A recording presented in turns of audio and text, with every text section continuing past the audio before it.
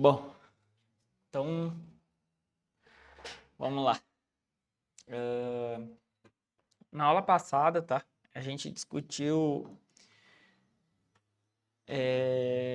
sobre o princípio de funcionamento do CLP, como que funcionam as entradas, passar bem rapidamente aqui, só para a gente dar uma relembrada aí. Como que o CLP controla o processo através das saídas, o processamento cíclico, a gente discutiu isso aqui no detalhe, que é extremamente importante. Isso aqui é, a- é exatamente como funciona o programa, como que ele executa, e a partir daí nós vamos entender como funcionam os blocos e como é que funciona toda a estrutura do programa dentro do CLP, tá? A gente falou sobre o 1200, as características dele, o que ele tem de módulos de entrada, saída, expansões analógicas, entre outros, né? Tia Portal, a gente já criou um projeto, né? Criamos um projeto e já botamos ele a funcionar, certo? E falamos do Tia Portal e criando um projeto. A partir daí, aqui a gente começa a aula de hoje, tá? Os tipos de blocos do S7200, tá? Que também serve para outros CLPs, tá? 1500, o 300 também, o 400. É processamento, assim, ó, o que muda entre os CLPs assim, é a capacidade deles, é a capacidade de quantos módulos de expansão tu pode adicionar, capacidade de processamento, uh, tu pode fazer programas mais complexos, maiores, memória, ele tem mais memória, e por aí vai. Um CLP 1500, por exemplo, é muito mais poderoso do que que o S7200. Esse CLP é um CLP econômico e ele é limitado.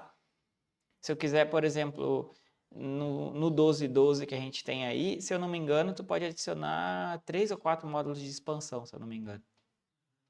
No 1214, tu pode adicionar 8 módulos de expansão. Agora tem o 1211, que é o modelinho mais básico desse, não pode botar nenhum módulo de expansão. É só ele. Pode botar a expansão de comunicação, mas, por exemplo, de entradas e saídas ele não tem. Não aceita.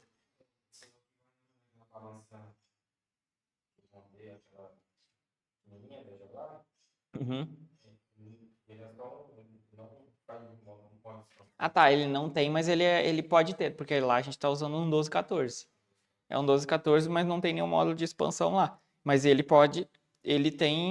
pode adicionar até 8 módulos de expansão. Mas agora, se a gente usar um CLP 1211, ele nem tem um slotzinho para te encaixar o módulo de expansão. E aí tu não consegue expandir, entendeu? E aí quando tu for fazer teu projeto, definir ele, tu tem que ver se vai precisar de módulo de expansão, o que de processamento tu vai precisar e por aí vai. Ah, eu preciso interpolar eixo, eu preciso acionar não sei quantos motores de passo, por exemplo, que usa trem de pulso. O 1200 a gente só consegue colocar 4, ele só tem 4 saídas rápidas, tá? É por isso que eu coloco nas nossas máquinas lá 2 CLPs, porque aí eu fico com 8 saídas rápidas. Posso controlar 8 motores, entendeu? E ela tem mais de 4 motores lá na máquina. Tem o motor da puxada, o motor principal, o motor do fechamento superior, o motor do buleiro. E que mais? Tem mais. O motor das esteiras, a esteira de entrada, do magazine de entrada, a esteira de carregamento de produto, só aí são 6.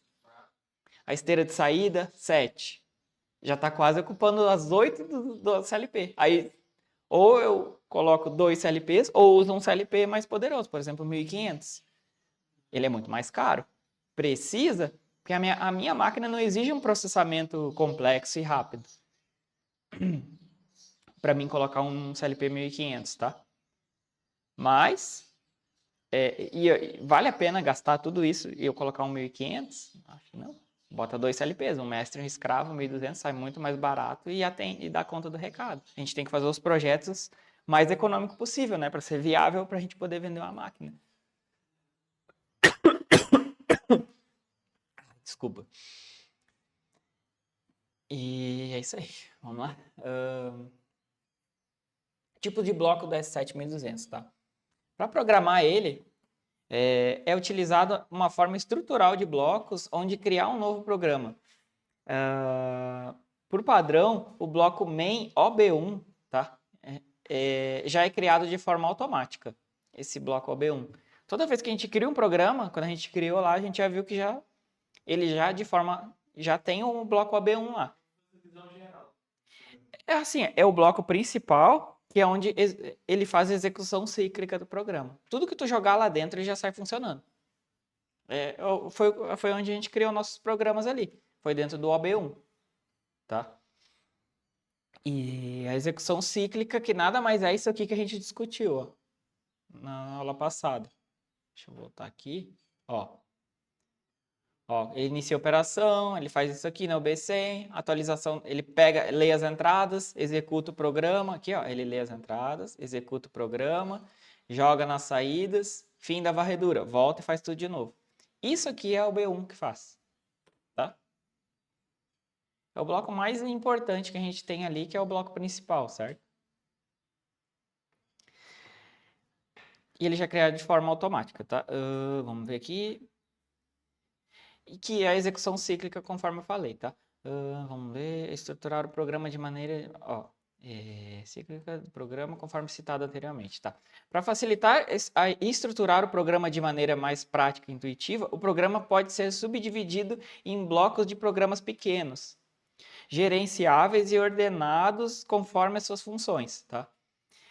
Esses blocos podem ser chamados a partir de outros blocos. Por exemplo, dentro da OB1, eu posso chamar outros blocos, que é o que comumente a gente faz quando a gente está programando.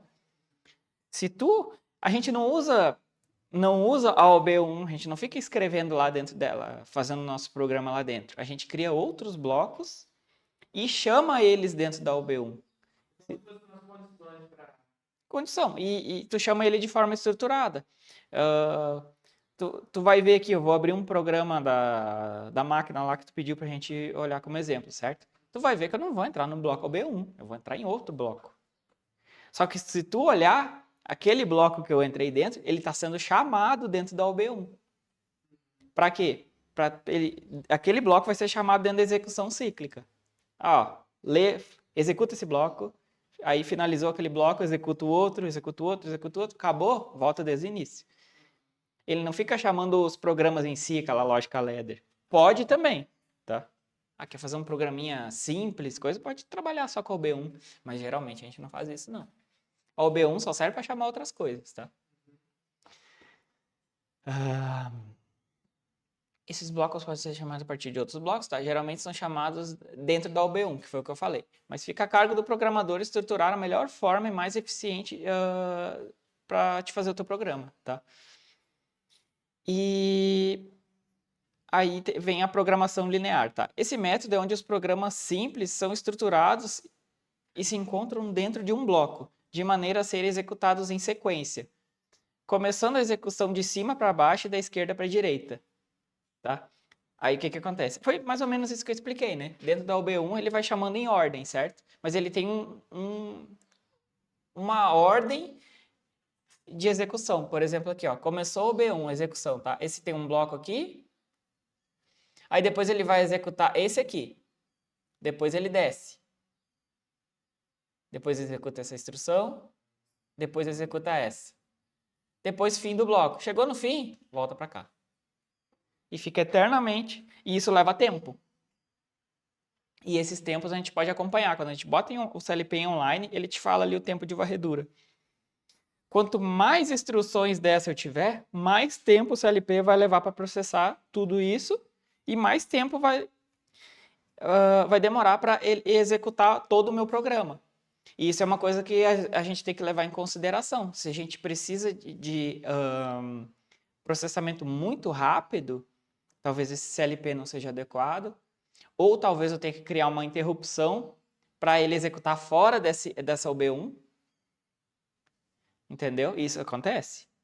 Assim, ó, eu preciso de uma resposta muito rápida. Uma coisa que acontece direto, eu preciso tirar a foto quando o produto está passando. Eu preciso tirar a foto do lote de validade, por exemplo. E, cara, isso é extremamente rápido. O sensor enxergou, tem que pá, disparar na hora. Aí, se eu esperar todo o tempo de varredura aqui, do meu software, às vezes aí ele tira uma foto um pouquinho depois, um pouquinho antes, aí fica deslocando essa foto. Isso é um problema. Aí como é que eu resolvi isso? Com interrupção. Eu saio fora da OB1, quando leu o sensor, eu saio fora, paro de executar isso aqui e tiro a foto, depois volto a executar isso aqui. Entendeu? Risquei tudo aqui, ficou bom demais, hein? Ixi, agora bagunçou bonito. Tá bom, deixa assim, depois a gente vê o que a gente faz. Mas vocês conseguiram entender? Vai ficar mais claro agora. A gente vai dar uma olhadinha nos blogs. Você tirar a foto assim, é como um outro bloco, foto do primo, tipo assim, para, agora volta no bloco. Aí Isso. faz esse bloco, foto do primo. Exato. Isso se chama interrupção. Isso não é só em CLP que a gente usa, não. Microcontroladores, é bem comum, tá? A gente trabalhar com interrupções.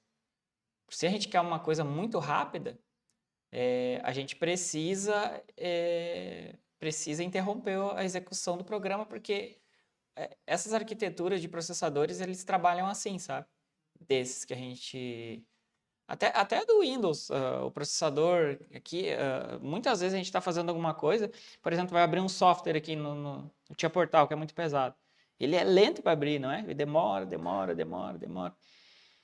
E às vezes o Windows ele tem que parar de executar um monte de coisa para poder executar esse programa, sabe? Às vezes ele pode estar sendo uma interrupção. Provavelmente não, tá? Mas é um exemplo. Mas muitas vezes eu quero o processador ele gerencia isso aqui, né? Ah, se tu vai abrir um software muito importante, sei lá, o antivírus detectou um vírus, sei lá. Aí ele pega e faz uma interrupção ali no teu software. Ele para de executar um negócio para, ó, tem um vírus aqui, o que que tu quer fazer? Quer deletar? Quer fazer o quê? Entendeu? E só que não, para tudo. CLP, qualquer coisa, tudo a gente trabalha com a execução normal do software e interrupções, certo? É bem comum. Vamos lá, deixa eu ver. Aqui, ó. Aqui que começa a parte dos blocos, tá? Se vocês verem aqui, ó, para programas extensos e mais complexos, né, que foi o que a gente discutiu agora, a gente estrutura ele em blocos mesmo para ficar mais fácil, porque aí fica trechos de programas curtinhos para a gente gerenciar. Por exemplo, as nossas máquinas lá, ela tem diversas estações, né? A estação de entrada, estação de bula, estação de não sei o quê, de não sei o quê. Cada uma delas tem um bloco separado. Porque se eu colocar tudo dentro da UB1, por exemplo, vou fazer todo o meu software, eu posso fazer isso. Cara, vai ser um programa gigantesco e vai ficar muito difícil de eu estruturar ele. Então, o que é mais fácil? Vou trabalhar, ó, tô falando do buleiro, por exemplo, eu entro lá no bloco do buleiro, tá lá tudo referente a ele. E dentre eles, por exemplo, o buleiro não pode colocar bula se não tiver produto na estação. Esses blocos se conversam entre si. Eu tenho um bit do buleiro lá em outro lugar para saber se... E por aí vai, entendeu? Dentre essas memórias lá dentro, tu pode usá-la em todo o programa. Porém, e funciona assim. Tu tendo lá e eles se conversam entre si. É mais ou menos isso. Beleza? Tá. Vamos lá. OB1. Como a gente já viu, é a execução principal do software, certo? Porém, dentro da OB1 eu posso chamar diversos blocos. Por exemplo, FC, que é o mais comum que a gente trabalha. FB, a gente trabalha direto com FB, tá?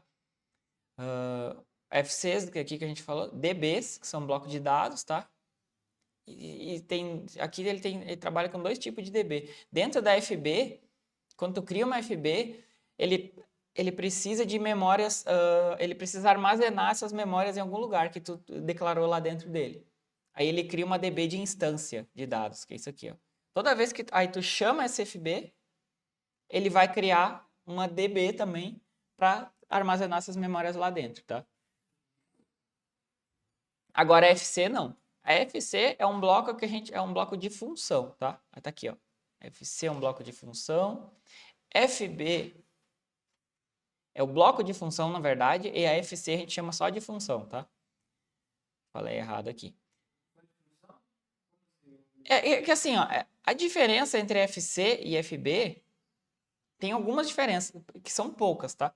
A FC, quando eu utilizo ela, ela não chama uma DB de instância. Eu não preciso armazenar as memórias, ele só executa aquele bloco e acabou-se. E a FB, o que acontece? Eu preciso de uma DB associada a ela, só que ele cria automático. Isso é configurável no programa, tá? Mas normalmente porque o que acontece? Geralmente eu preciso armazenar essas memórias que tem lá dentro. Isso é um pouquinho mais complexo da gente trabalhar, mas conforme a gente for criando, vocês vão entender melhor como é que funciona cada uma e, e como que tu usa cada uma. Por exemplo, quando eu crio uma FC, eu tenho aí ele é um bloco, certo? E ele tem as entradas e saídas no bloco. A FC eu sou obrigado a colocar variáveis nas entradas e saídas. A FB não. A FB, se eu quiser deixar uma variável sem usar, o meu software vai deixar. Mas a FC não. A FC eu tenho que ter uma memória lá, senão dá erro de compilação, sabe? E por aí vai. Tem umas diferenças entre eles e quando que tu deve utilizar um e outro. Aí, conforme a gente vai criando os programas aqui, vai ficar mais claro de quando usar um, quando utilizar outro. DB, para que serve? DB quer dizer database, é banco de dados. São memórias que eu posso criar lá dentro e trabalhar com elas de diversos tipos. E a gente usa muito, muito, muito, muito mesmo. DB, por exemplo, onde que eu uso receita, as receitas da máquina. O que eu faço? Eu tenho que mandar a receita lá da HM para o meu CLP, certo? Eu envio para uma DB. Aí ele envia uma por uma. É um monte de parâmetro, né? Eu pego lá, quando eu boto lá aquele botãozinho enviar CLP, o que ele faz? Ele envia aqueles monte de parâmetros que a gente salvou na tela, tudo para uma DB. E essa DB distribui para o programa inteiro. Sei lá, velocidade de motor, deslocamento do motor e por aí vai. Ângulo de início de puxada, ângulo de fim, tudo isso vai para o CLP, sabe? E é a DB que faz isso. Beleza? Assim, pode ficar meio abstrato esse conceito aqui de blocos, mas quando a gente estiver fazendo o programa vai ficar bem simples de entender. Não é difícil isso aqui não, é bem fácil. Mas a gente olhando aqui no gráfico aqui, o que é isso? É meio esquisito. Mas não é difícil de trabalhar com isso aqui não. Beleza?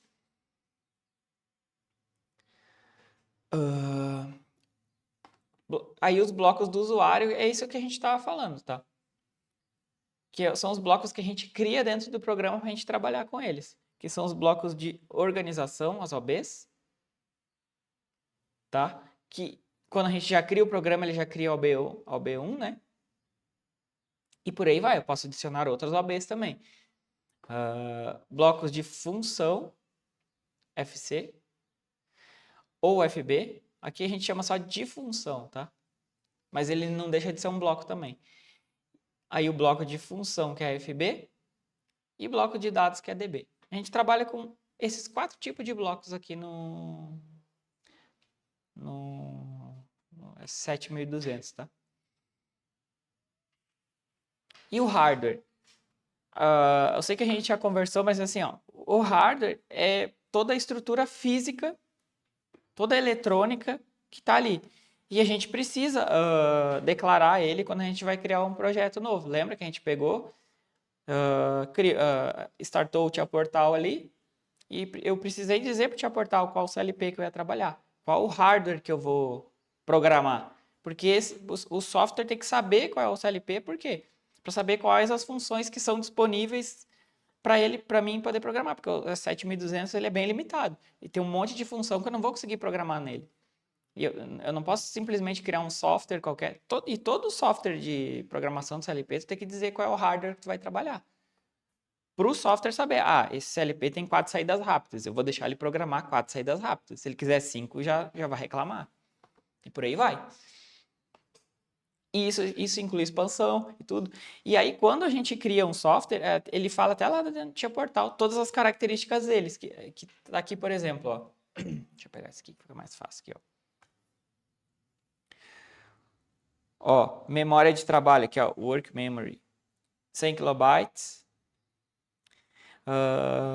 Ó, tu alimenta ele com 24 volts, tá? Ó, tem 14 entradas digitais, DI é Digital Input, são 14 entradas digitais, tá? Também 24 volts. Nós temos 10 saídas digitais, 2 entradas analógicas, aí é Analog In, são 2 entradas analógicas, elas são de 0 a 10 volts, tá? Ó, eu tenho 6 contadores rápidos. Opa, risquei aqui em cima. 6 high speed counters. O que é 6? O que é contador rápido? É uma entrada que eu posso entrar com um trem de pulso bem elevado ali dentro. Se eu não me engano, até 100 kHz. Se eu não me engano, tá? Eu acho que ele, não sei se ele diz aqui. Não, mas não disse. O que é? Encoder. Posso ligar até 6 encoders de um canal, por exemplo. E aquele pode, sei lá, e o encoder a gente pode usar para medir velocidade de algum motor, por exemplo. E ele manda um trem de pulso muito rápido. E o CLP ele tem que ter capacidade de ler esses pulsos. Então, ele tem 6 entradas que a gente pode usar como contadores rápidos, tá? E olha isso aqui que a gente usa bastante, ó. 4 saídas de pulso. Ou seja, essas são as 4 saídas rápidas para mim poder botar 4 motores de passo, por exemplo. E se eu quiser colocar 5, eu preciso de outro CLP. Por isso que a gente usa 2. Então, quando a gente vai definir o hardware, eu preciso comprar um CLP para fazer uma máquina qualquer.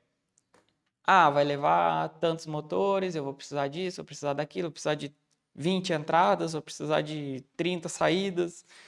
Tu vai mais ou menos montando isso. E aí o que acontece? Aí tu vai estudar o hardware dele. Estudar se esse CLP vai te atender ou não. Entendeu? Aí daqui a pouco tu vê, eu preciso de 6 motores, mas ele só tem 4 saídas rápidas. Não serve esse CLP. Mas eu tenho artimanhas, eu posso usar 2 CLPs. Ou comprar outro, de outra marca, de outro... Ou outro da Siemens mesmo, 1500, aí botar a expansão, vai gastar um rio de dinheiro, mas também dá. E por aí vai. Tá? Ó, aí ele fala aqui, ó, placas de sinais, expansão, onboard, I/O, ó, ele diz aqui, ó, três placas de comunicação. Foi o que eu disse, ó, eu posso botar 3 expansões de comunicação, tá? E 8 expansões, tá? De entradas e saídas, até 8, tá? Esse CLP é bem legal em relação a isso. Ó, a incomunicação dele é Profinet. Ó, protocolo TCP/IP, tem segurança, comunicação S7, web server, OPC-UA, e server DA. Eu não sei nem o que é o server DA, vou estudar para ver o que é. Web server, o que é? Eu posso criar, por exemplo, uma mini página. Uma mini página, não é na internet, mas assim, tu pode acessar pelo navegador e jogar parâmetros por CLP por lá, por exemplo.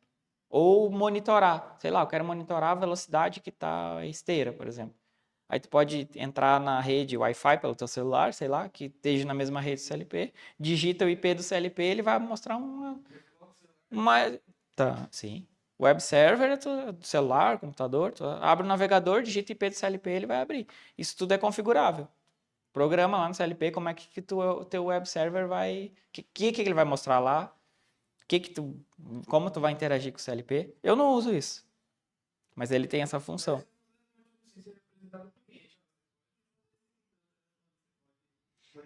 Sim, só que eu não acho nada intuitivo essa interface da Siemens para isso.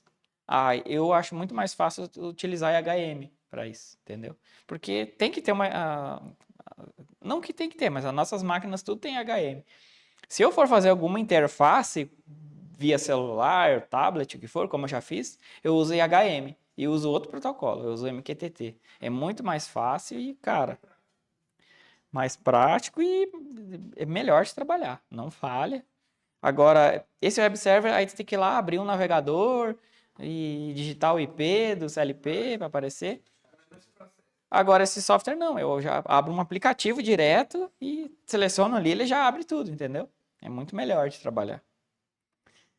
E o OPC-UA é um protocolo de comunicação, isso aqui é nas versões mais novas do 1200, que agora ele tem OPC-UA. Acho que a partir tinha portal V16 e o firmware 4.4, acho, já tem um OPC-UA. Tem que ver, ou a partir da versão 4 do firmware do CLP. Antes disso, ele não tinha esse protocolo incorporado no CLP, não.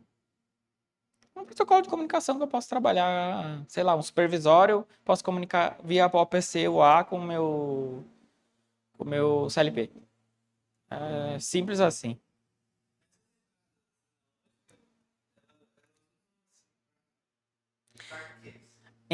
As entradas analógicas, como a gente até já conversou sobre isso, como que ela funciona, tá? Esse CLP tem duas. E, assim, tu já viu que a gente tem as entradas digitais, certo? É onde eu ligo meus sensores, que ou tá ligado ou tá desligado, que é cada bit. E ele tem duas entradas analógicas. Essas entradas analógicas, o que que eu ligo ali? Eu ligo um sensor, o transdutor de pressão lá da máquina. Por exemplo, assim, a máquina tá zerada a pressão, né? Ele mostra zero lá na EGM. Porém, aí eu ligo o compressor lá.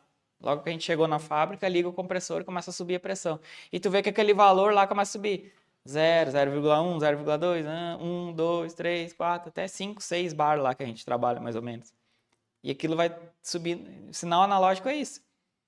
E ele é uma entrada de 0 a 10 volts. Aí, na prática, o que está acontecendo? Aquele transdutor está lendo que está aumentando a pressão e ele começa a aumentar essa tensão de saída dele.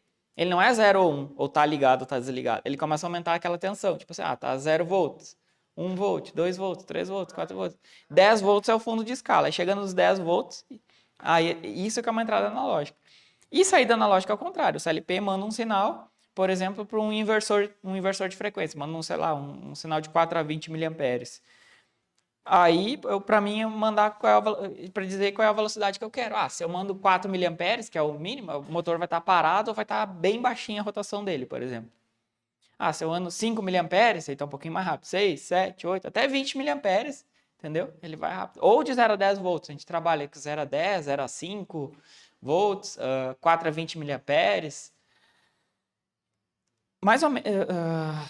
geralmente é 4 a 20 miliamperes e 0 a 10 volts que a gente trabalha, tá? No da Siemens é assim, 0 a 10 e 4 a 20. Mas tem outras faixas de tensões e correntes que a gente trabalha também, mas geralmente é 0 a 10, 4 a 20. Beleza? E aqui é um exemplo do hardware do 1200, tá? Ele...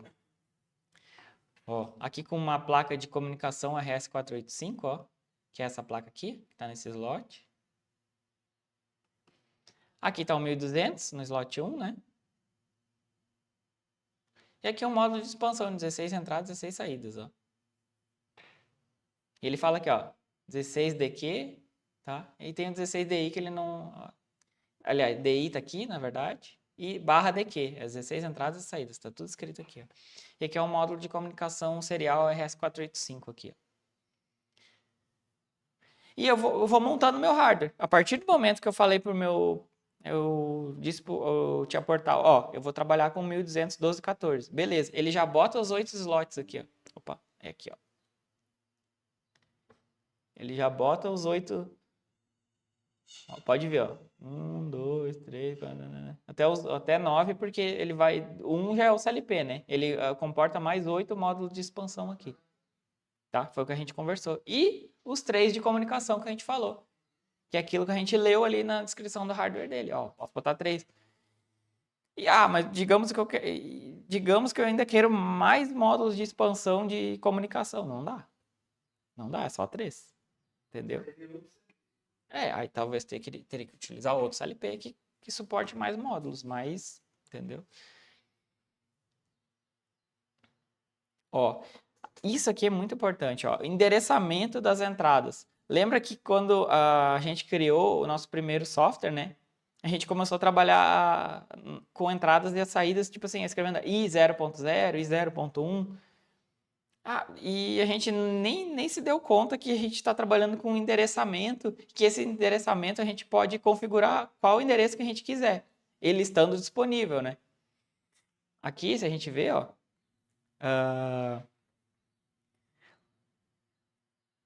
ó, aqui que eu estou configurando as entradas do meu CLP, tá? Ó, input address. Se tu olhar onde que fica, fica aqui, ó, no DI, IO address, tá? Por que que a primeira entrada do CLP é a 0.0? Porque eu enderecei ela aqui, ó. Ela já vem de... Quando a gente cria um programa, ela já endereça automático isso aqui, tá? Mas eu posso mudar, eu não quero que seja 0, eu quero que seja 100. Aí o que que ele vai fazer? Aí aqui a primeira entrada vai ser a 100.0, depois vai ser 100.1. E sempre lembrando, né? Esse 100 é o número do byte e aqui é o número do bit. É o bit 1, depois 100.2, 100, e aí por aí vai. Aí depois aqui seria 101.0, 101.1. Tá vendo que ele vai até o 7, ó? Isso é configurável. Assim, geralmente, eu nunca mudo isso aqui. Eu vou criar um programa do zero, ele já coloca esse endereçamento padrão, deixa assim. Mas eu vou. Só que o que que acontece com o tempo? Eu vou adicionando módulos de expansão. O software ele já vai fazendo esse endereçamento automático. Ele viu que eu já usei as entradas do byte 0 e do byte 1. As próximas vai ser 2, 3. Ele vai fazendo assim. Só que tem outras tipos. Por exemplo, quando eu estou com 2 CLPs, eu converso entre eles, eu utilizo as entradas e saídas do CLP também para conversar. E ele usa um monte de entrada e um monte de saída. E aí, tu vai olhar lá no programa, tem um monte de item utilizado. E aí, quando tu vai adicionar uma outra expansão, depois que está utilizando aquele monte de memória, ele vai jogar lá para, sei lá, eu utilizo saída Q, 800 ponto alguma coisa, 800.1, 800.2. Se olhar os programas lá, tem. E isso tudo tu pode configurar aqui. Esse aqui tu endereça eles, tá? Tanto entradas quanto saídas, quanto entrada analógica, saída analógica, tudo é endereçável, tá? Ó, aqui, ó, aqui ele fala das digital inputs, digital outputs também, ó. As saídas, ó. Q0.0, Q0.1, Q0.2, Q0.3, 0.4, até Q0.7. Depois Q1.1, Q1.0, Q1.1. Como são 10 saídas, Q1.2 já não existe, Q1.3 já não existe mais. Aí quando adicionar uma expansão, vai ser a partir da Q2.0, por exemplo. Aí 2.0, 2.1, 2.2, por aí vai, tá? É aqui que a gente endereça as entradas e saídas. É muito importante isso aqui, tá? Agora que a gente começa a falar de programação. A gente falou dos blocos, né? E a linguagem que a gente vai trabalhar aqui, que é a linguagem universal, cara, é o Ladder. Por que a gente trabalha o CLP? Tudo que tu vai olhar, todo mundo geralmente trabalha na linguagem Ladder. Porque é a linguagem mais fácil de se trabalhar. Por quê? Porque ela é uma linguagem que foi desenvolvida lá por eletricistas, lá da, sei lá se foi na Ford, né? Uma fábrica nos Estados Unidos. Os caras desenvolveram o CLP e queriam uma linguagem que eletricistas pudessem programar. Porque antigamente os eletricistas, para fazer uma modificação numa máquina, era terrível. Tinha que trocar o hardware mesmo, trocar contactora, trocar isso, botar temporizador e não sei mais o que. Agora não. Mas eles queriam manter a mesma lógica de pensar. E aí criaram essa linguagem Ladder, que ela é muito fácil de trabalhar, uma lógica elétrica. E aí tem os símbolos, né, de contato aberto. Deixa eu ver aqui, ó. Que é esse carinha aqui. Que como se fosse, ó, em um equipamento elétrico, é um contato aberto, é o símbolo de um botãozinho que não está pressionado, certo? E no Ladder é a mesma coisa. Isso aqui é um botãozinho que não está pressionado. Se tu olhar aqui, ó. Contato fechado, que é o botãozinho já que é como se fosse um botão de emergência, que já ele é normalmente fechado, e quando tu pressiona ele, ele abre, certo? E o símbolo, num equipamento elétrico, ele é um contatinho fechado mesmo. Isso é uma analogia aqui, tá? Tipo assim. E saída. Saída o que que é? Uma bobina. Ó. Isso é a bobina lá que a gente usa no CLP e essa é a bobina física. O que é uma bobina? Por exemplo, o relézinho tem uma bobina, certo? Então, esse software nada mais é que ele faz essa lógica de contatos para, no final dessa lógica, acionar uma bobina. A gente tem que pensar assim. Aí a gente fala da corrente, a corrente elétrica virtual. A corrente tem que circular do lado esquerdo para o lado direito, certo? E é isso que ele tem que fazer. E aí ele usa esses contatinhos para liberar a corrente para passar até chegar na bobina. Alimentou aquela bobina, vai dar a condição no teu programa, entendeu? Ó, e com arranjo, foi exatamente isso que eu falei. Com arranjo desses símbolos, a gente constrói lógicas extensas e complexas, que atendem as mais diversas necessidades, tá? E como eu falo, e como eu sempre digo e bato nessa tecla, a eletrônica digital está presente, sempre presente na construção desse software, tá? Lembra que a gente falou da AND, OR, né? A gente bateu bastante nessa tecla porque, ó, uma AND. Por quê? Para funcionar essa lógica tem que estar esse e esse tem que estar ativo, esses caras, ó. Aí a corrente elétrica virtual vai passar por aqui, vai passar por aqui, vai passar por aqui e vai acionar essa saída que é 0.0. Tá? E esse aqui, no caso, seria o 0 volts. Digamos que seja o 24, uma analogia, tá? E aqui está o 0. E aqui é a minha lâmpadazinha. Ligou a minha lâmpada. E deu a condição, em vez de ligar a lâmpada, ele vai acionar a saída Q 0.0 aqui. Beleza? Ó, a OR é uma ou outra estando ativa, liga minha bobina virtual. Ou seja, são contatos e bobina virtual. É muito simples de trabalhar com isso aqui. Porém, ele acaba se tornando complexo, por quê? Porque nossos programas ficam muito grandes e eles têm condições que estão espalhadas por todo o programa, dentro daqueles vários blocos que a gente vai criar, tem condições lá dentro. E a gente não está enxergando isso. A gente está vendo isso aqui, ó. Ah, por que não está acionando a minha saída aqui, que é 1.1? E esse cara aqui não aciona, esse cara aqui não aciona, mas tu vai olhar no programa, digamos que não seja entradas aqui direto, mas sim memórias. E essas memórias estão sendo chamadas em diversos lugares do programa. E tem lugares lá que está setando essas memórias, está botando em 1, e tem lugares colocando lá para 0. E é tudo acontecendo ao mesmo tempo. E aí tu tem que diagnosticar o que pode estar acontecendo para isso, para ti não ter essa condição, entendeu? Isso que torna um pouco essa lógica complexa. Que no texto estruturado fica um pouco mais fácil, porque no texto estruturado, geralmente cabe muito mais coisa na tua tela ali, que tu consegue monitorar muito mais variáveis ao mesmo tempo, entendeu? Porém, texto estruturado não é uma lógica elétrica fácil que nem essa aqui. Tu tem que entender um pouquinho mais de programação, de como funcionam as instruções, né? Então, por isso que a lógica ladder ela é muito mais fácil da gente trabalhar. É uma lógica elétrica. Apertou um botãozinho 1, apertou o botãozinho 1, apertou o segundo botãozinho, vai ligar a tua bobina. Simples assim, que é a tua saída. Beleza? Aqui, ó. Esse aqui é um exemplo, é um exemplo que eu peguei de um livro de eletrônica digital, tá? Como que funciona um CLP? A gente tem a parte elétrica, o programa e como que ele funciona no circuito do CLP. Olha só. O circuito elétrico, ó, aí o botão B1 vai acionar a minha bobininha, que é a minha lâmpada aqui, tá? Se eu apertar o B1, liga a lâmpada. No programa, como que isso deveria ser? Ó, a entrada aí 0.0, que vai ter um botãozinho ligado, vai acionar que a saída aqui é 0.0. E fisicamente, como é que eu ligo isso? Eu pego o B1 aqui, ó, vou ligar, que é um botão físico, vai ligar ele e vai chavear o 24 volts dentro da minha entrada I 0.0, certo? Quando isso acontecer, ele vai acionar a minha saída aqui 0.0 aqui, vai colocar 24 volts aqui para minha lâmpada, aqui já tem o 0, ó, vai ligar. Uma lâmpada, um relé, o que for.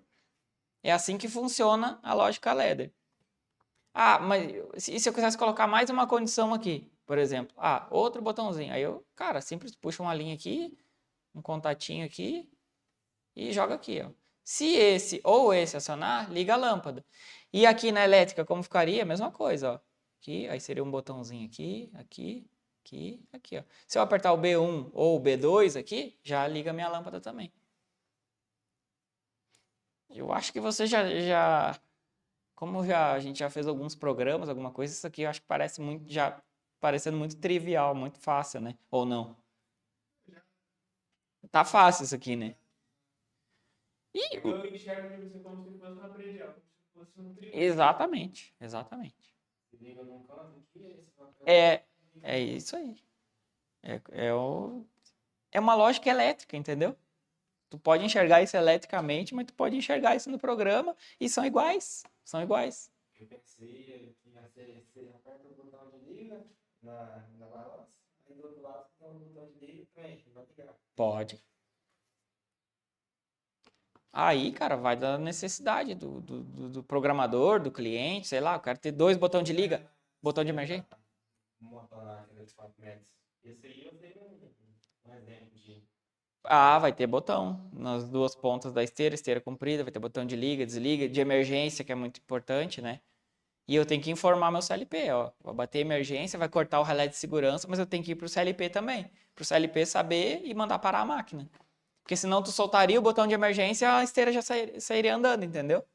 Aí o que é o certo fazer? Tu bater emergência, o CLP sabe, ó, ele bateu emergência, para tudo. Aí ele para tudo. Aí tu solta a emergência e reseta. Aí tu aperta o botão de reset, vai pro CLP também. Aí ele reseta todos os alarmes que tiver lá, porque esses alarmes ele mostra na IHM, por exemplo, né? Aí ele reseta tudo. Ah, não tem nenhum alarme, tá pronto para rodar. Aí ele vai deixar tu apertar o botão de ligar. Porque se tu não resetar, isso tu programa aqui. Programa do CLP. E não é difícil, cara. É muito fácil de fazer isso. É muito fácil mesmo. Beleza. E assim, como a gente falou aqui, ó, a lógica elétrica e tal, como é que eu ligo isso no CLP? Como que eu sei como que eu tenho que ligar isso? Eu preciso consultar o manual do meu CLP, tá? Preciso consultar esse manual, por quê? Como que eu vou ligar? Ele é NPN, PNP? Você sabe o que é NPN, PNP? Ainda não. Tá. NPN, a gente chaveia as entradas do CLP, por exemplo, com 0 volts, tá? PNP com 24 volts. Os sensores que a gente trabalha lá é tudo PNP, tá? Mas tem casos que a gente tem que trabalhar com sensor NPN. Por exemplo, não vou lembrar. Teve umas máquinas lá nossas que a gente precisou. Eu comprei, eu só não achei sensor para ela de jeito nenhum e eu tive que comprar NPN. Aí eu tive que colocar um relézinho para esse relé chavear no CLP PNP para mim saber que esse sensor é. E aqui, se tu olhar, esse CLP, esse aqui é do 1200, tá? Eu peguei lá do manual dele. Ó, para mim conseguir trabalhar com ele aqui, tá vendo que ele tá um 0 volts aqui, ó, ligado no 1M, a gente sempre liga, e o mais vai aqui, ó.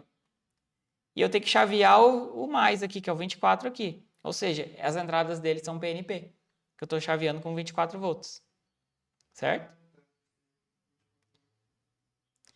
E as saídas dele são NPN ou PNP? Aí se tu olhar aqui, ó, eu preciso alimentar as saídas do CLP, o circuito dele, tá? Com 24 e 0 volts aqui, ó, aqui o 24 e aqui o 0. E se tu olhar aqui, ó, tem esse 0 aqui que vai aqui. Isso aqui representa uma bobina, representa uma carga, tá? Esse quadradinho aqui, um resistor, por exemplo. Que isso pode ser uma lâmpada, pode ser um relé, pode ser o que for. E já está chegando no 0 volts aqui, certo? Ou seja, eu preciso de 24 volts aqui para ligar eles. Ou seja, saídas também são PNP. Tu chaveia 24 volts nas entradas para ele funcionar e ele larga 24 volts nas saídas para poder acionar as cargas que estão aqui, certo? Ele simbolizou aqui como se fossem resistores. Mas tu pode ligar um monte de coisa aqui, entendeu? Então, é assim que a gente sabe se é um CLP, NPN ou PNP. Mas aqui não está escrito que ele é NPN ou PNP. Tu tem que analisar o esquema dele e tu vai entender. E tem CLPs, por exemplo, tem um CLP aqui que as entradas dele, dependendo do comum que tu colocar aqui, ó, ele pode ser NPN ou PNP, as entradas. Pode escolher, isso é legal. E isso é uma coisa que eu gostaria que tivesse aqui no 1200, não tem. Ele é só PNP. Se eu tenho um sensor NPN, eu me lasquei. Eu tenho que botar um relézinho para fazer a interface para chavear PNP no meu CLP, entendeu? Não tem. E CLPs da China aí tem. Beleza? Variáveis que a gente trabalha no CLP, cara. A gente já andou conversando sobre isso, mas assim, aqui a gente vai ver mais no detalhe, tá? Dentro do 1200, tá? A gente trabalha com esses tipos de variáveis. Aí tem a booleana, que é o bool, que tá aqui, ó. O tamanho dela é 1 bit, ou seja, as possibilidades dela é 0 ou 1, ou true ou false, tá? Ou tá ligado ou tá desligado. Um exemplo de memória, um exemplo de algum registrador, por exemplo, que a gente pode trabalhar com booleano. As próprias entradas digitais do CLP, I0.0, I0.1, são bits, tá? Byte, a gente já falou bastante. O byte são 8 bits. E com 8 bits eu consigo contar até quanto? Não. Lembra? 7, né? Não deu a soma. Com a associação desses bits, você lembra que a gente fez a tabelinha, montou? Com 4 bits a gente conta até 16. Isso, com 8 até 255. 255. Uma word são 16 bits, tá? Não, aí já começa a complicar. Até o Word eu sei, tá? 65.535 a gente consegue contar. O Word a gente consegue contar até 65.535, certo? Double Word, já não sei de cabeça, cara. É um número gigante. Beleza? Char, o que é char, tá? Ele tem o tamanho de 8 bits. Olha aqui, é uma letra, ou um símbolo, ou um ponto. Toda letra que eu digito no meu teclado, aqui do meu computador, estou digitando um texto, tá? Digitei um A. Ele já me ocupou 8 bits de memória. 1 byte, no caso, né? No meu computador. Digitei meu nome, Diego. São 5 letras. São 5 bytes que eu ocupei de memória para digitar só meu nome. Porque cada letra ele tem um tamanho de 8 bits. Não só no CLP, para tudo. Tá? Ó, tem o sint, tá? Que também é 8 bits. Que é o sint? É signed, que tem sinal. Ou seja, ele vai de menos 128 a 127, tá?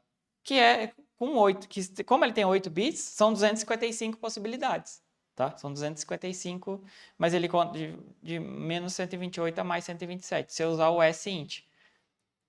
O int, de menos 32 a 768 a mais 32, 767. Que isso aqui a gente tem 65.535, tá? Ó, double int, vai desse número gigantesco até esse número aqui. Beleza? Aqui, o sint, quer dizer de unsigned, sem sinal. Ou seja, ele vai de 0 a 255, tá? O int também é unsigned, é de 0 a 65.535, ó. Pode ver que ele tem 16 bits. Ó, unsigned int vai de 0 a esse número gigante, ele não tem número negativo. Real é ponto flutuante, tá? Ele ocupa 32 bits, porém é com número com vírgula, tá?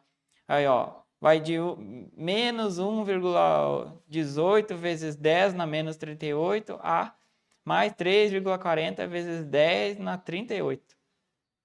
É um número gigantesco e com vírgula, tá? E tem a L real, L vem de long, que é um número maior ainda, entendeu? É gigantesco isso aqui. Tem as variáveis de tempo, tá? A gente trabalha muito com essas variáveis de tempo. Que a gente tem que declarar ela, ó, sustenido aqui, né? Jogo da velha aqui, ó. T, nananã, 24, D. Tem várias maneiras de a gente declarar tempo, tá? Dependendo de como a gente for trabalhar no CLP. Quando a gente for utilizar temporizadores, vocês vão ver. Tranquilo? E string. O que é string? É uma cadeia de caracteres, tá? A gente pode escrever palavras lá. Escrever meu nome, pode escrever... A gente usa, por exemplo, o nome da receita. Eu escrevo lá na produto 1, por exemplo. Para onde que vai? Isso é uma string, é uma cadeia de caracteres. E caracteres a gente já falou aqui, ó. Um caractere é só uma letra, certo? E uma string são vários caracteres. Combinando eles formam uma palavra, certo? Qual é o nome do produto que eu tô fazendo agora? Produto número 1. Aí eu tenho que escrever, tenho que enviar para o meu CLP produto 1. Produto, espaço, esse espaço ele considera como um caractere 1. Entendeu? String é uma cadeia de caracteres. Esses aqui são os tipos de variáveis que a gente vai trabalhar. Uns mais e outros menos. Muitos desses eu não uso, tá? Às vezes eu preciso usar um lá que outro esporádico, mas eu uso string. A gente usa muito time. L real aqui eu nunca uso. Real usa sempre. Bool, byte, word, double word. Char não uso muito, mas às vezes uso. As inteiras eu uso bastante. Double int usa bastante. Mas isso vai depender do programa, do que o teu programa que tu for construir vai exigir. Preciso trabalhar com número. E tu tem que sempre ser econômico, sabe? Eu vou fazer um contador que só conta até 10. Vou usar uma double word, que pode contar até um número gigante. Vou ocupar tudo isso de memória do meu CLP, alocar isso de memória para contar um número gigante, se eu vou contar só até 10. Minha máquina só tem capacidade de ter 10 produtos lá dentro. Não vai passar disso. Para que eu vou botar uma variável gigante? Eu vou alocar um monte de memória do CLP, ele vai separar um espaço gigantesco para te botar uma coisinha desse tamanho. A gente sempre tem que ser econômico, por quê? Pensar em memória, pensar em processamento, entendeu? Então, a gente sempre... se eu vou contar até 100, por exemplo, usa um byte, não precisa usar uma word, que conta até 65.535. E por aí vai. Programação, a gente sempre tem que ser econômico. Na verdade, é para tudo na vida, né? Tu vai no mercado, tu vai comprar o mercado inteiro? Não, tu vai comprar só o que tu precisa, certo? Cara, então a gente sempre tem que ser econômico, certo?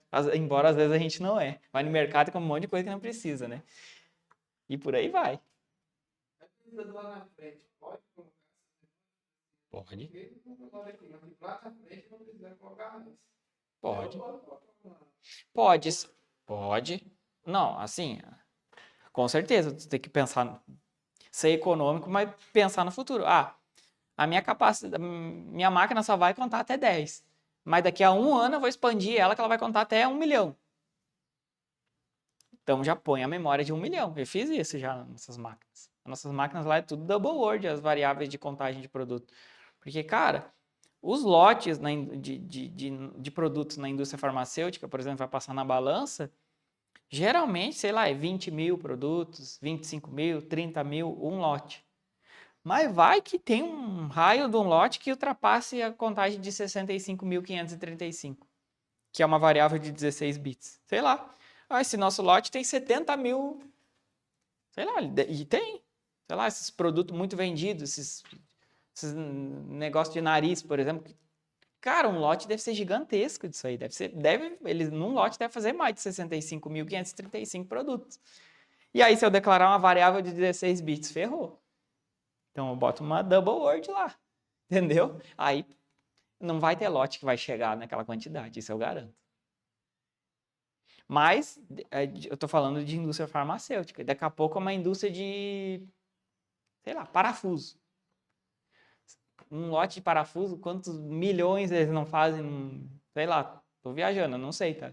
Parafuso, alguma coisinha bem pequenininha de plástico, sei lá. Quantos essa minha máquina vai largar aqui num dia? 10 bilhões de, sei lá, botão de roupa. Entendeu?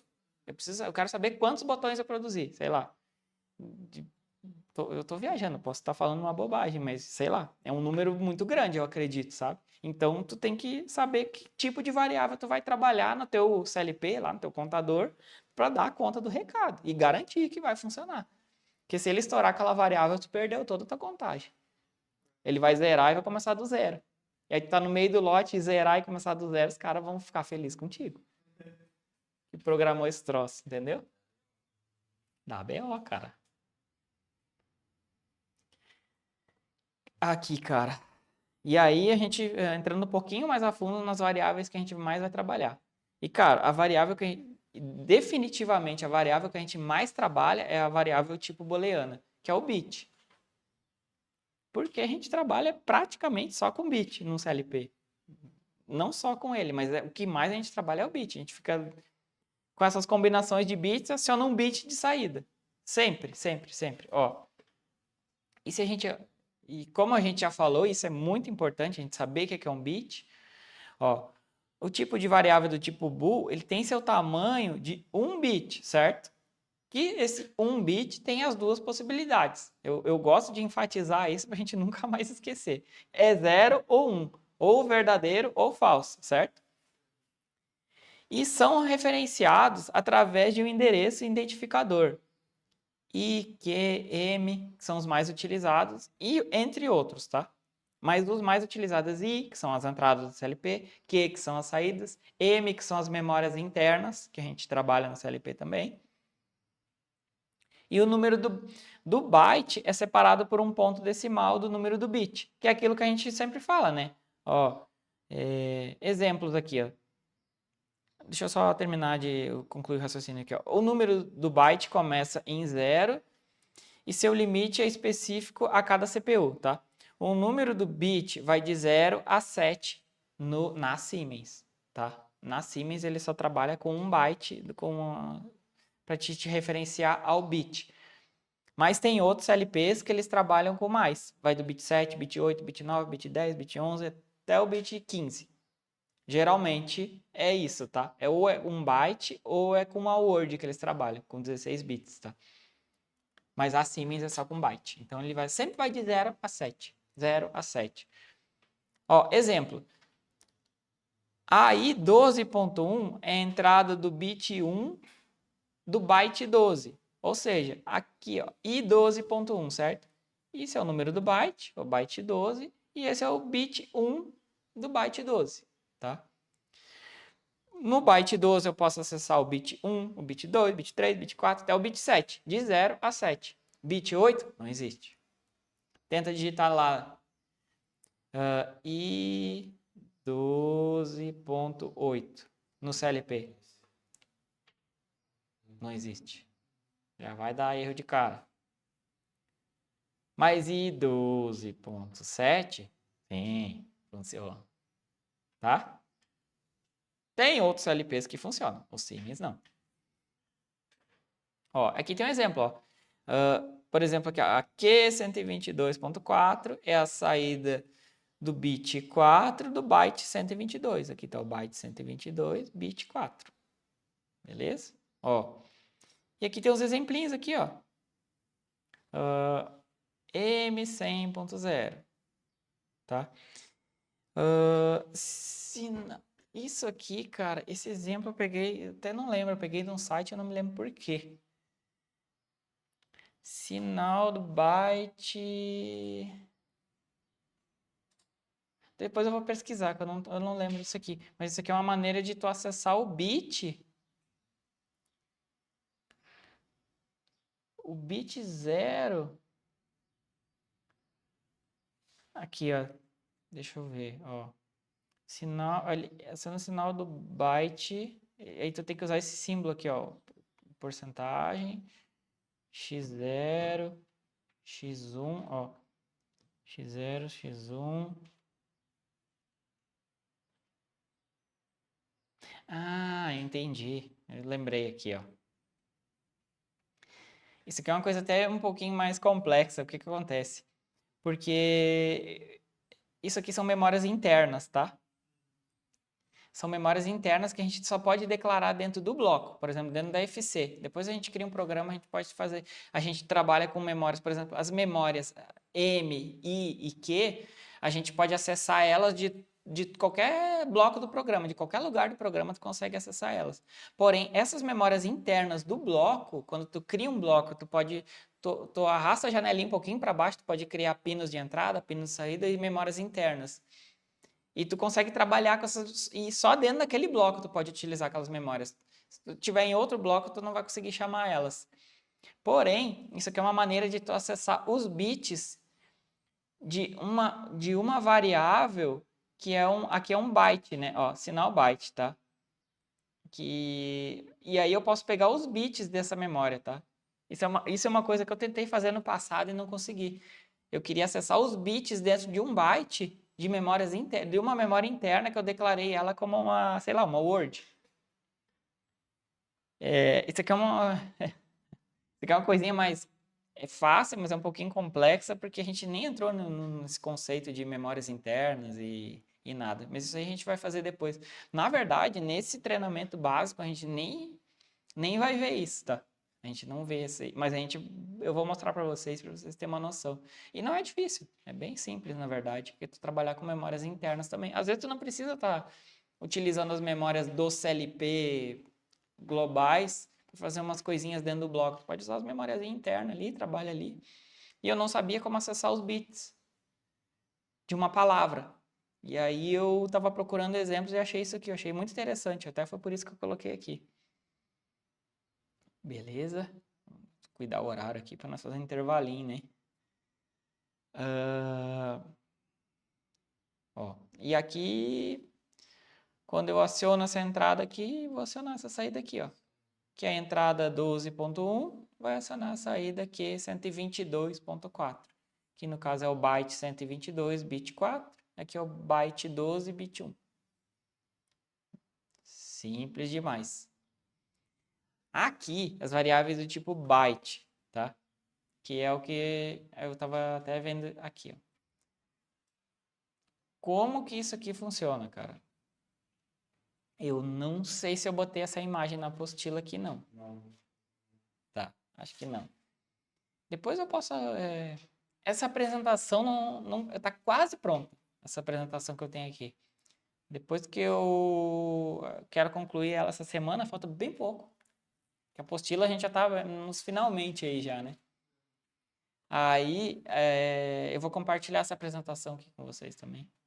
Salva lá em PDF e compartilha.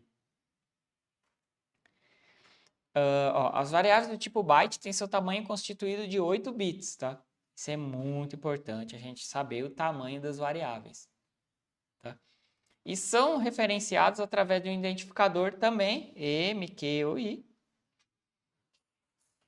mais o número do byte.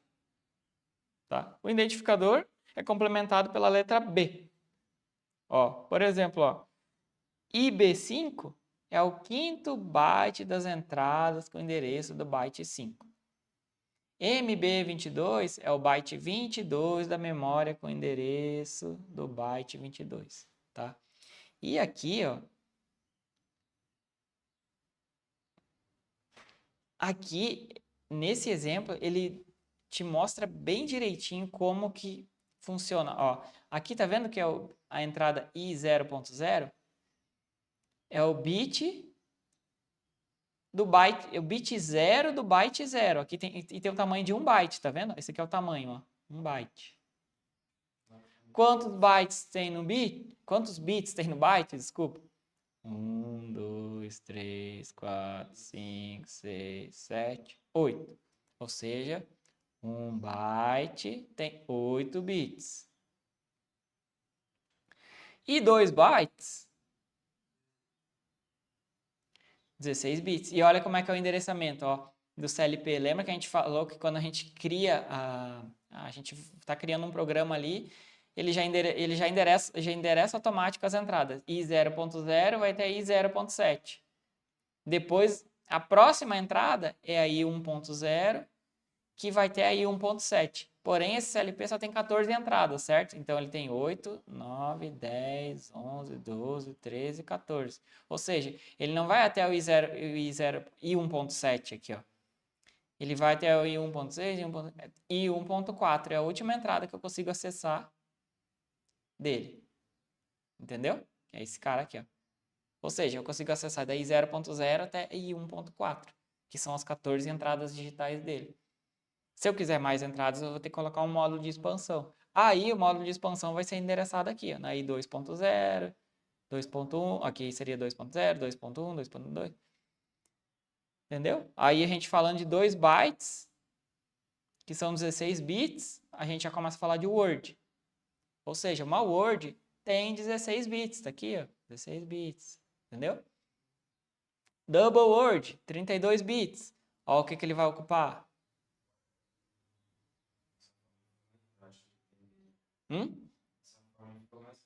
Com certeza. Com certeza. Foi por isso que eu botei essa imagem aqui. Eu achei muito interessante isso aqui. Eu não me lembro de onde é que eu tirei da internet, né? Que a internet tem tudo, não tem jeito. Nem sei de quem é, porque eu tinha que colocar os créditos aqui, né? Eu vou ter que procurar de novo, eu vou botar crédito, tal, tal, tal. E aqui, ó, por exemplo, como é que eu acesso a primeira word do CLP? Ó, IW0. É os primeiros 16 bits, ó, que engloba a entrada aí 0.0, 0.1, lá, lá, lá, lá, lá, entendeu? Ó, IW2, que é, porque o W, que é uma word, entendeu? IB0, lembra que a gente discutiu na página anterior? É o byte. IW é o word. Depois ID. I é de entradas, né? Ó, eu quero ver o que está acontecendo na primeira double word do meu CLP. Isso, a primeira double do CLP, né? Ó, ID0 são os primeiros 32 bits do CLP. Lá no elipse, o que eu faço? Eu não leio entrada por entrada no CLP. E 0.0, 0.1, 0.2, quando eu quero pegar essas memórias. Eu leio uma double word. Por quê? E depois pego o bit lá dentro do elipse separado de cada um. Porque no elipse eu pago a licença por tag, certo? Aí digamos que se eu fosse pegar bit por bit, cada uma seria uma tag de leitura. E a licença que a gente compra são 150 tags, tá? Custa R$6.000. 150 tags. Agora, se eu for pegar bit por bit, não vai ter 150, vai ter 5.000, 7.000 tags. Aí a licença ia sair R$60.000, em vez de 6. Aí o que eu faço? Para economizar, eu trabalho com conceitos de memórias. Eu pego e leio uma double word e depois lá dentro do software eu pego bit por bit separado. E aí eu uso uma tag só. Uma tag só. Em vez de aqui uma double, em vez de 32. Em vez de 32 tags eu vou usar uma só. Entendeu? É muito importante a gente saber trabalhar com as memórias. Que tu vai economizar dinheiro. Inclusive, eles mesmos, o vendedor da Ellipse fala, cara, trabalha dessa maneira aqui que tu economiza tag. Vai estar mais barato para ti. Entendeu? Não sabia que tag tinha que... Os supervisórios, é que depende, assim, ó, o Ellipse funciona assim, por número de tags e driver de comunicação, sabe? Lá, na nossa balança, a gente usa 2 drivers de comunicação. Um que é o Modbus TCP, para comunicar com o módulo de pesagem, e o outro que é o MPROT, que é o driver da Siemens, para comunicar com o CLP da Siemens. Ou seja, aquela EHM conversa, o supervisório Ellipse conversa tanto com o módulo de pesagem quanto com o CLP. Ou seja, eu preciso de 2 drivers de comunicação. Se eu não me engano, custa R$800 cada driver de comunicação. Na licença, aquele pendrivezinho que a gente espeta lá, ele está me liberando 2 licenças de comunicação, uma da Siemens e outra de Modbus TCP, e mais 150 tags eu posso comunicar. Se eu estourar 150 tags, essas outras tags que eu estourar, elas não vão comunicar. E por aí vai. Aí assim a gente vai compondo a licença do Ellipse, por exemplo, né? Mas tem outros supervisórios, tem outras maneiras de fazer a cobrança. A Ellipse trabalha dessa maneira. E vou te dizer que é bem econômica, tá? Porque tem supervisórios aí que tu gasta um rio de dinheiro. Econômica e muito bom. Um excelente software. Excelente software mesmo. Conseguir entender um pouco como funciona a estrutura de memórias aqui dentro do CLP, tá?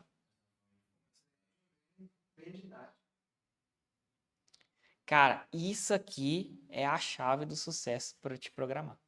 Isso aqui, ó. Isso aqui tem que estar no sangue de vocês. Lembra que eu falo, o bit tem que estar no sangue, as portalógicas tem que estar no sangue. Aí eu falo, Bit, byte, eu falo bit, byte, bit, byte. Tá aqui, cara. Tá tudo aqui, ó. Tá explicado nesse mapa aqui, ó. 1 byte, 2 bytes, small word, double word. E aqui, tu sabendo trabalhar com isso aqui, tu nunca vai sobrescrever a minha memória. Por exemplo, que acontece muito. Lembra que eu falo, né? Sobrescrever memória, sobrescrever memória. O alemão adora sobrescrever as memórias. Olha aqui, ó. Por exemplo, a IW2 aqui, ó. IW0. Tá? Essa IW0, tu vê que a próxima memória aqui é IW2. Por que a próxima não é IW1? Porque isso aqui, cara, o CLP sempre trabalha com byte, certo? Byte. Eu tenho 2 bytes aqui dentro, que é o byte 0 e o byte 1. Então, o próximo é o 2. Mas o que vai acontecer?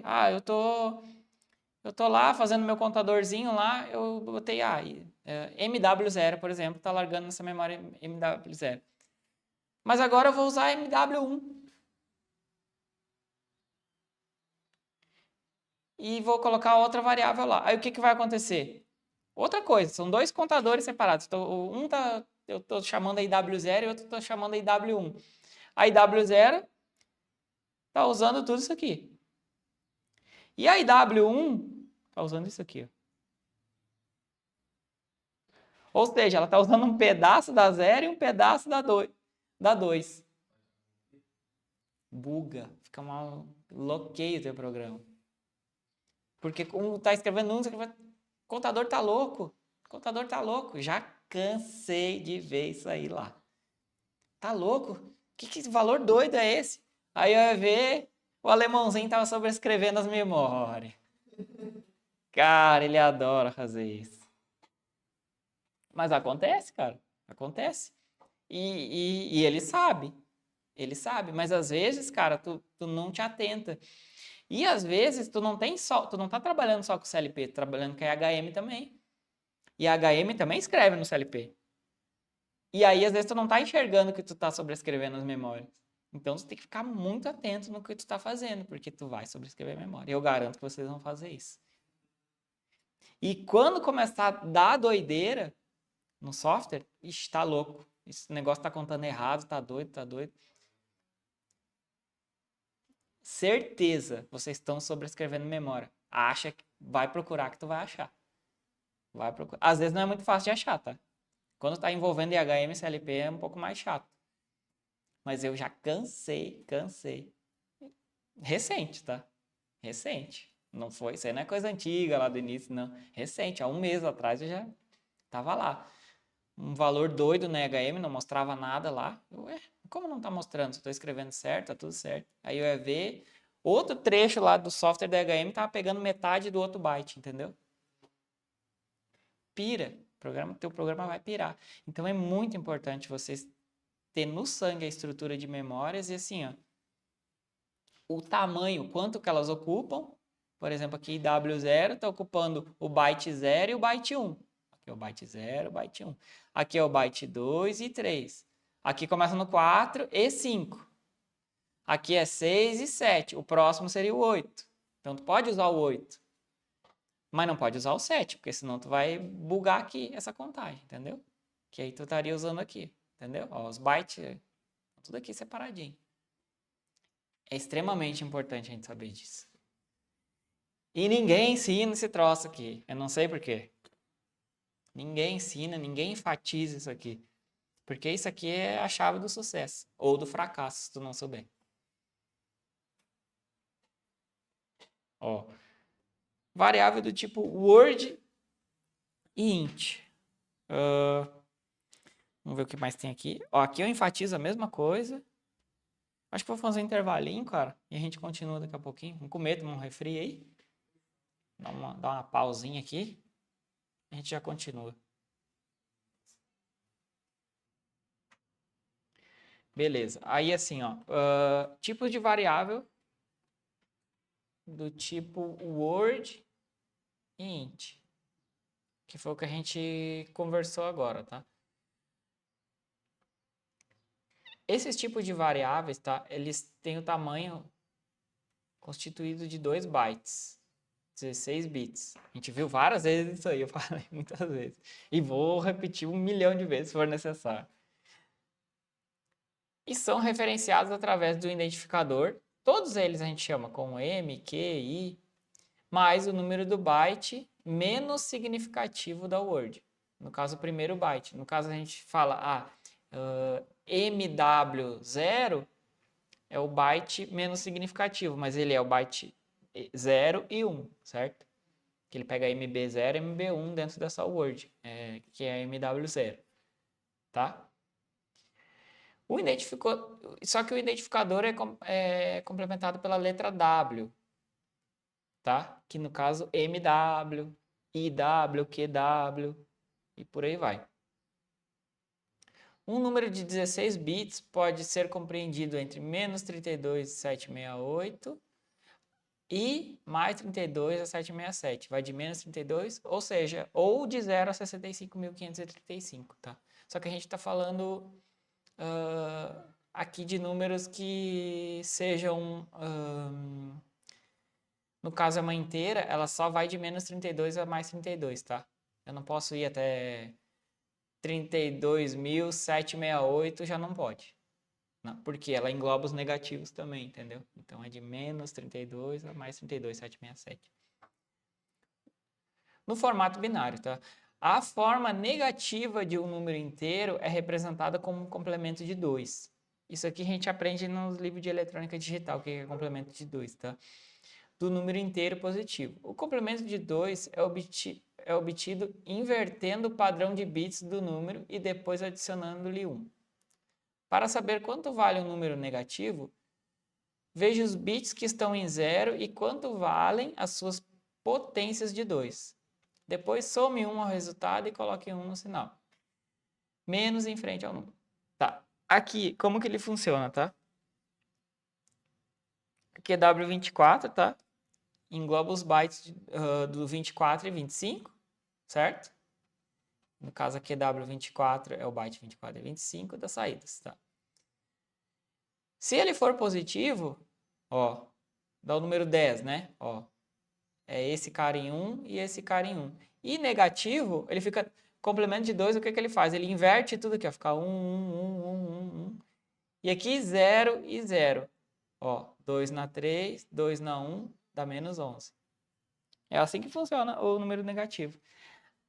Na prática, isso é só mais a nível didático, tá? A gente não usa isso, não. Porque eu não trabalho com os bits...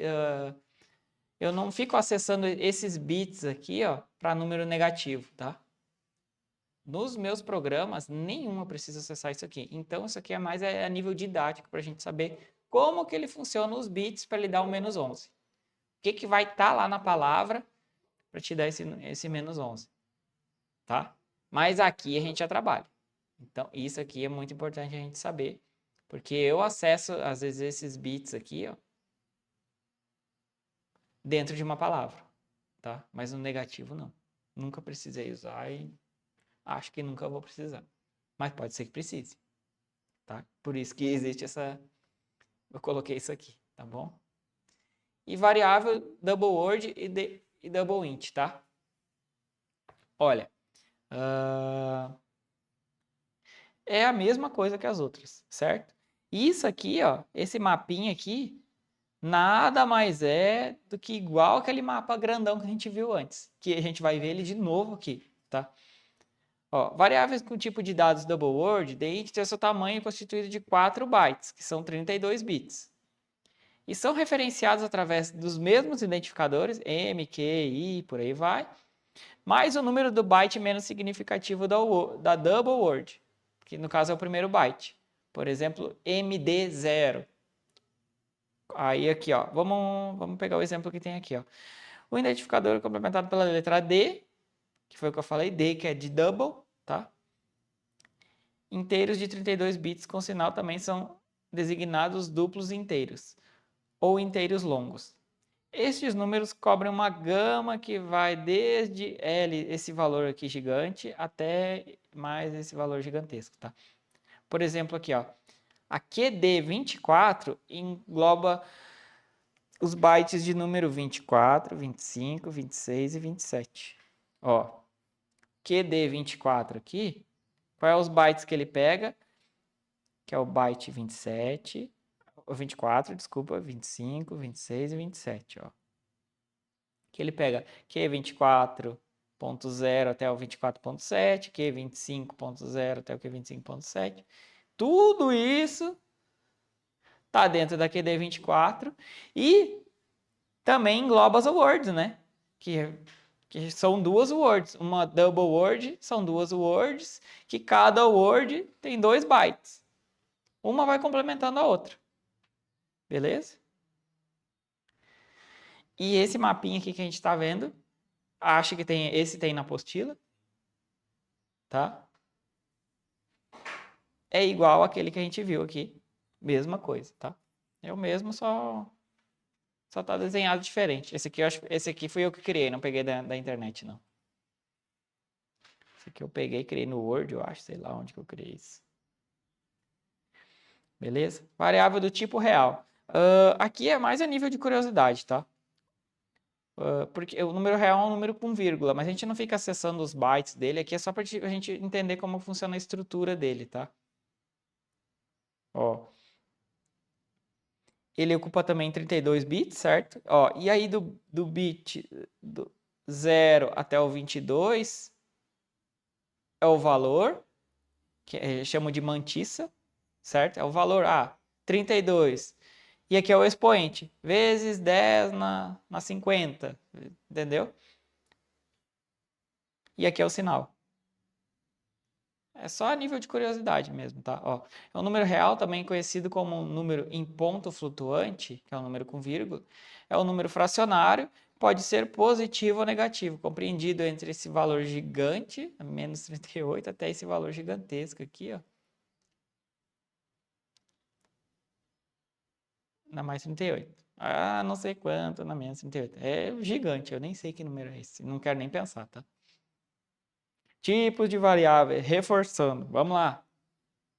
1 byte, 8 bits. Certo? 2 bytes, 16 bits, que formam uma word.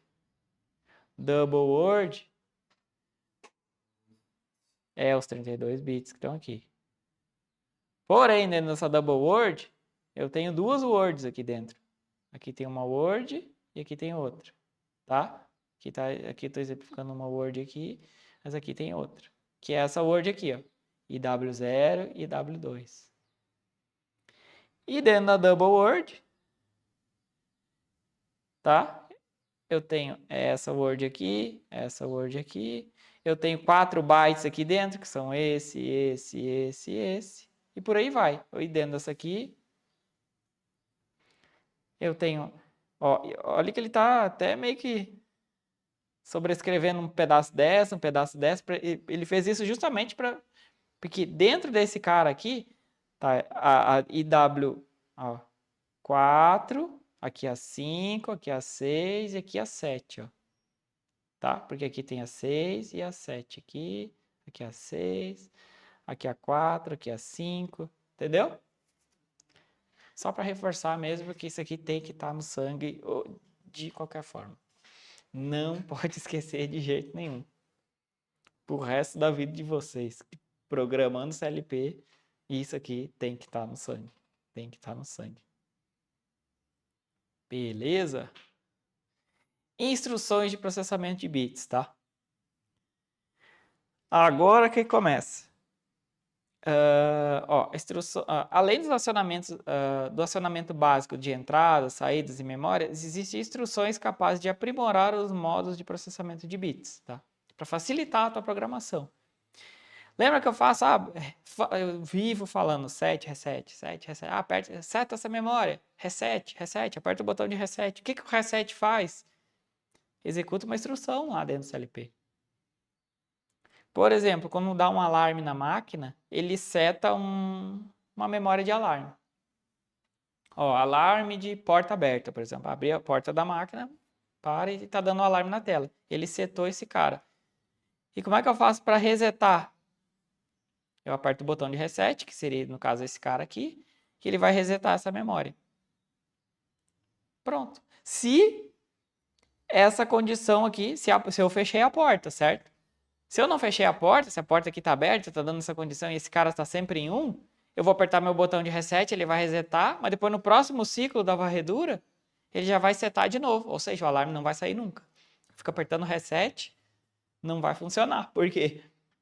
Porque a minha porta ainda está aberta. Aí eu preciso fechar minha porta, liberar essa condição aqui, aí eu posso apertar o botão de reset e a memória vai para 0. Tá? E eu posso usar essa instrução como um bloquinho também, tá? Ele existe esse bloco set reset, tá?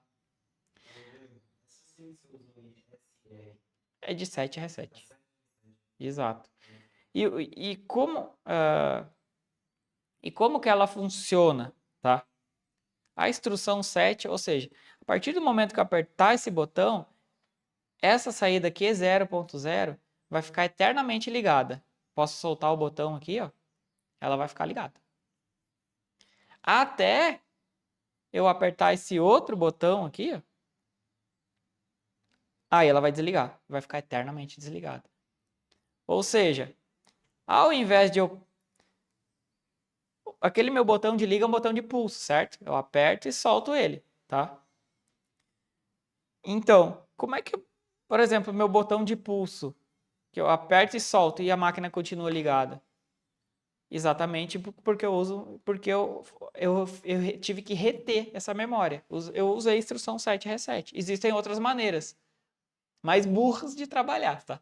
Mas existe. Eu posso fazer porque o cara que é eletricista, tu tem que fazer um circuito para reter isso. Por exemplo, vou apertar um botão de liga, botão de pulso, aí eu pego um contato da minha contactora lá para manter esse motor ligado. Entendeu? E tu pode fazer isso aqui. Mas a instrução set reset facilita a tua vida. Tu não precisa estar fazendo uma gambiarra no software para manter aquela saída sempre ligada. Ou tem outra alternativa. Para mim manter minha máquina ligada, eu vou botar uma chave seletora lá, que eu ponho lá pro lado, ela fica eternamente ligada. E aí a minha saída, que não seja com a instrução 7 aqui, ou seja, só a saída pura, vai ficar eternamente ligada. Aí depois que eu desligar a chave seletora, vai desligar aqui e vai desligar a minha memória. Mas não vai ser um set reset que eu vou usar, né? Vai ser só a saída pura, que é esse símbolo aqui, ó. Tá? Que é o símbolo de bobina. Porque esse símbolo aqui, enquanto está alimentado aqui, ele está ligado. Tirou essa condição, ele cai fora. O set reset não. Se eu der um pulso nesse cara aqui, essa saída vai ficar sempre ligada. Se eu der um pulso nesse cara aqui, desliga ela. É assim que funciona a instrução set reset, tá? A gente vai ter um exercíciozinho agora, já agora. A gente vai olhar mais essa instrução e fazer esse exercício.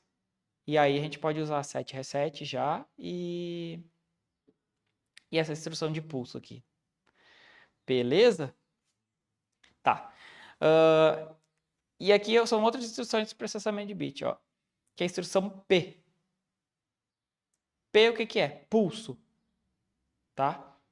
Pulso na borda positiva. O que acontece? Eu apertar esse botão, essa memória aqui, ó, a minha saída aqui é 0.0, vai dar só um pulso. Tum, ele vai só dar vai ligar e desligar bem rapidinho. Depois a gente cria essa instrução aqui. Tu vai ver que tu vai apertar e segurar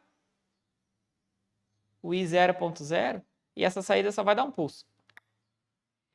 E a instrução N, o que ela é? Ela é igual à instrução P, por exemplo, ao contrário. Eu vou apertar esse botão, nada vai acontecer aqui, mas quando eu soltar ele, quando eu desenergizar aqui, aí ele vai dar um pulso só.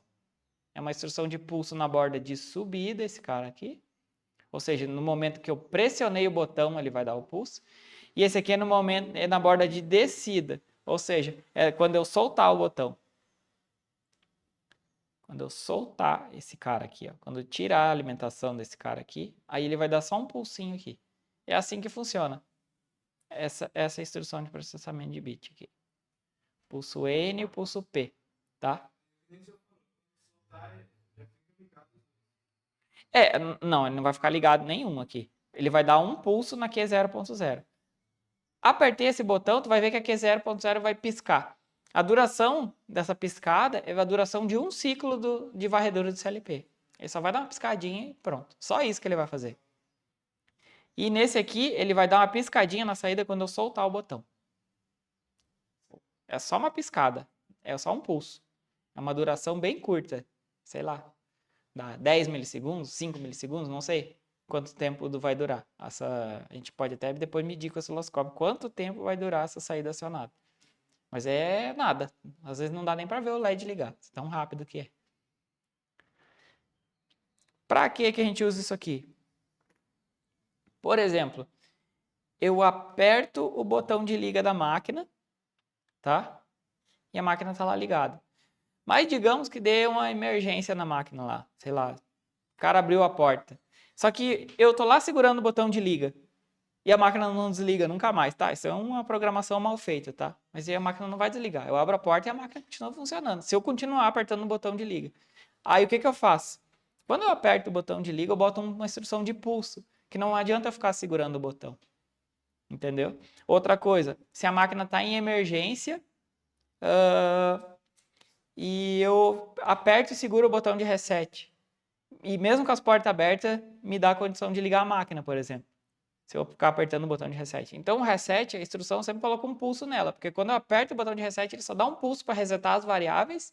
E se tiver alguma variável que não foi resetada, ele não, essa condição de reset não vai ficar segurando a máquina como se ela não tivesse, como tivesse resetando os alarmes e deixasse ela ligar, por exemplo, tá? A gente usa muito esse tipo de instrução para isso. Mas, e para outras coisas também, tá? Tem várias formas de a gente usar isso aqui. Aí a gente tem esse exercício aqui, ó. Uma empresa contratou você para fazer uma programação de um novo equipamento. A máquina é uma transportadora de peças e a sua programação funciona da seguinte forma.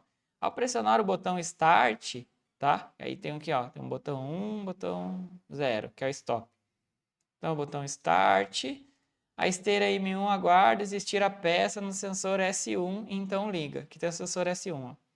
Chegou a peça aqui, essa esteira M1, ó, o motor M1 vai ligar. Vai ligar, a peça vai vir, vai chegar aqui no sensor S2, tá? Esses sensores vai estar ligado nas entradas do CLP, certo? A gente vai ligar eles, ó. O botão 1 vai ser na entrada, primeira entrada do CLP, que vai ser I0.0, ou a entrada que vocês escolher, tá? Aqui ele botou I1, I2, I3, I4, ó. Aqui ele está dizendo onde tu liga os sensores, tá? E os motores, ó, o M1 está saindo na Q1, que eu usaria Q0.0, o M2 na Q0.1 e a lâmpada de máquina ligada e de limite de contagem. Ele tem aqui, ó.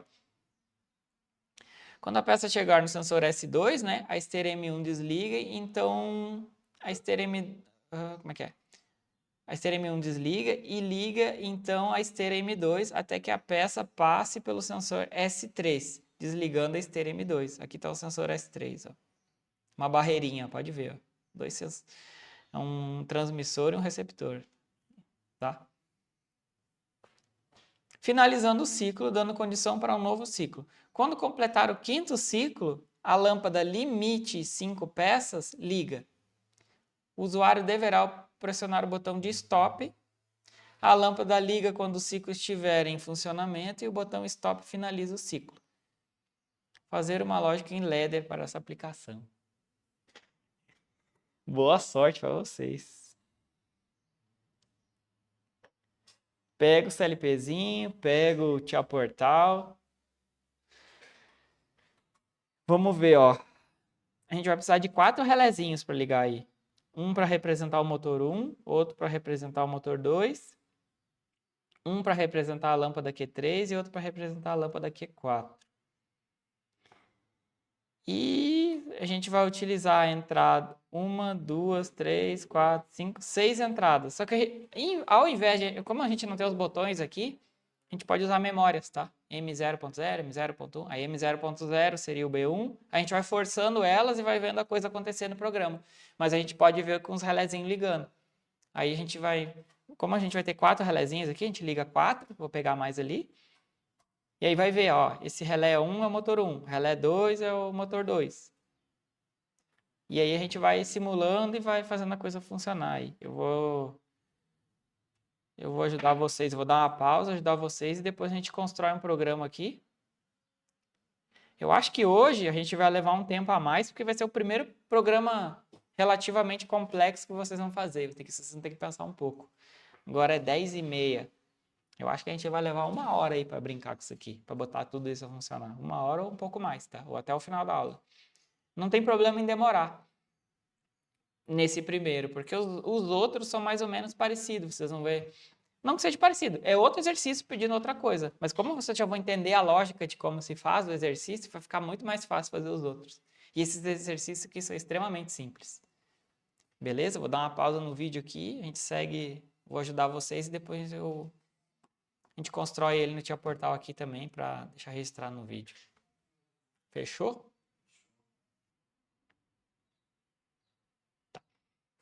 Para a gente criar um bloco, quando a gente cria o nosso programa puro, né? Ele só tem o B1 aqui, ó. Tá vendo? Mas agora, como nós já conhecemos os blocos, vamos passar a utilizar eles. Clica aqui em add new block. O bloco que a gente vai usar é o function, tá? Aí, nesse exercício que a gente vai trabalhar, que é a transportadora, eu vou chamar meu bloco de transportadora. Mas pode ser o nome que vocês quiserem. O nome que vocês quiserem, tá? Aí, transportadora. Aí, tu já pode criar um bloco aí, tá? Adiciona um novo bloco. Não esquece de selecionar aqui que ele é function, tá? Que é um dos 4 blocos que a gente viu. Tem o OB aqui, ele poderia ser um OB, um function block, function ou um data block, que é DB, tá? Mas a gente vai trabalhar com function. Chamei de transportadora e dá um OK. Aí ele vai abrir esse bloco. Ele vai criar ele e vai abrir ele. Automático. Automático. Já deu o nome, aí ele cria e já abre, ó. Agora eu já estou trabalhando dentro do meu bloco, FC1, tá? Transportadora, certo? E é aqui que tu vai criar o teu programa, tá? Desses exercícios. Porém, tu tem que chamar esse bloco. Se tu só botar o programa aqui dentro e não chamar ele não vai fazer nada, tá? Aí tu tem que vir dentro da OB1, a gente vai chamar ele dentro da OB1. Vem aqui. Clica nesse íconezinho aqui, ó, com os pontos de interrogação, ó. Escreve aqui transportadora ou o nome do bloco que tu criou. Transportadora. Viu que ele aparece aqui, ó? Só dá um clique nele. Agora tu já está chamando o teu bloco dentro do OB1. É assim que a gente estrutura os programas, sabe? E agora tu vai programar dentro do bloco FC1. Não esquece a OB1 agora. A OB1 ele só serve para organizar melhor o nosso programa, mas aonde eles vão estar, aí a gente vai, por exemplo, aqui, ó, esse exercício da transportadora, ele tem uma esteira, são 2 esteiras, certo? Eu podia chamar, que nem o Natan chamou, esteira 1. Podia programar a esteira 1 dentro de um bloco FC e a esteira 2 dentro de outro FC. Eu normalmente trabalho assim. Eu criaria 2 FCs para fazer esse programa, mas nesse exercício eu indico a gente fazer uma só. Tá bom? Deixa eu dar uma pausa aqui e bora lá. Certo. No nosso programa, o que a gente vai precisar aqui, ó? O botão B1, aqui tem uma entrada, 2, 3, 4, 5, são 6 entradas e 4 saídas que nós vamos utilizar, certo? Porém, essas entradas I1, I2, I3, nós vamos utilizar memórias internas, tá? M0.0, M0.1, pode usar as memórias M mesmo, tá? E a saída, sim, vai ser aqui Q0.0, depois Q0.1, até aqui é 0.3, tá? Aí aqui é 0.0 é o M1, depois vai ser o M2, depois vai ser esse aqui é o LED de máquina ligada e esse LED de limite aqui, ó. tá? Nós vamos utilizar. Beleza? Aí o M1 vai acionar esse motor aqui, vai fazer essa esteira andar. A partir de quando o S1 estiver ligado. Aí ela vai andar no produto. Aí quando o produto chegar aqui, ele vai desligar essa esteira aqui, vai fazer essa esteira andar, certo? Vai andar, até chegar aqui, ó. Caiu dentro dessa caixa aqui, vai acionar o S3, vai desligar o M2. Beleza? Vamos construir o programa aí. Deixa eu dar uma pausa. E tá. Bom, para a gente fazer esse programa, vamos lá. São seis entradas e 4 saídas, certo? Dentro do meu bloco transportadora que eu vou fazer meu programa. Vamos colocar um contatinho aqui, que é o botão B1, que vai ser, eu vou chamar de M0.0. Vai ser vou trabalhar com as memórias porque a gente não tem os botãozinhos nas entradas ligados. Renomear para botão B1 é botão de liga, né? Então, B1, tá aqui, ó, liga. Tá.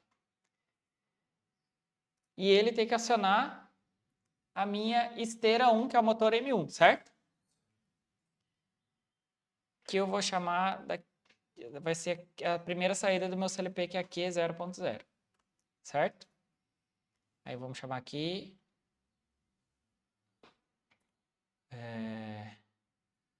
motor M1, que ele é o da esteira 1. Vou botar aqui, esteira 1. Tá mostrando tudo no vídeo, vocês estão vendo aí, né? Ó, porém, o que vai acontecer aqui, ó?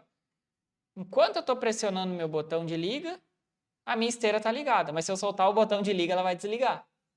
Então, não, aí o que eu faço? Instrução 7. Aperto o botão, essa saída vai ficar ligada. Já vai ligar a esteira. Porém, tem um erro. Ó, deixa eu ver se eu estou projetando a tela do tablet aqui, porque eu preciso mostrar, ó. Tem o erro que é o quê? A esteira só pode ligar quando o sensor S1 acionar, porque aí o sensor S1 que vai ver o produto aqui, certo? Ó. Ou seja, não é assim então o programa. Vamos voltar lá. Quando eu aperto o botão 1,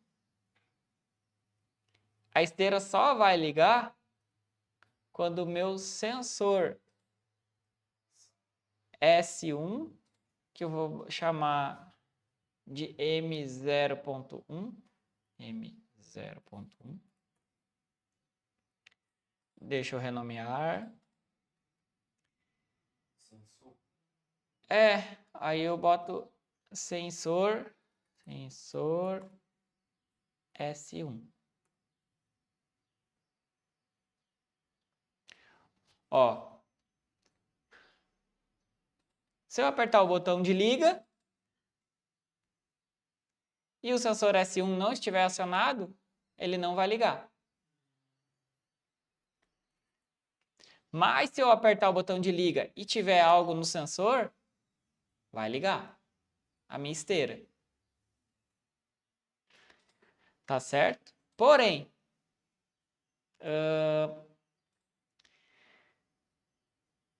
eu faria isso de uma maneira um pouco diferente, tá? Porque o que acontece?